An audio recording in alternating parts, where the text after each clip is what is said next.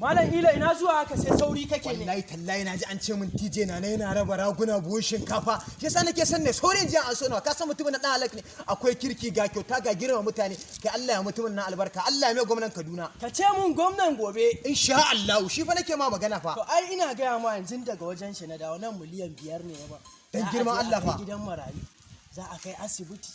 Da irin marasa ƙarfi za a je a raba musu. Ka san mutumi na ne ina yin shi sosai. Dan girman Allah fa. Saboda san da nake mutum. Ai mutumin yayi ne ga taimaka ma al'umma kai yanzu fa inda nake ji fa an ce fa unguwari mu malali ina ne buhun shinkafa raguna sun fi guda 1000 wanda ya raba a jihar Kaduna. Ni ka san me ma? Sai ka ga ya bani buhun shinkafa sun kai guda 5. Dan girman Allah fa. Ya bani rago guda 5. Kai ya bani miliyan 5.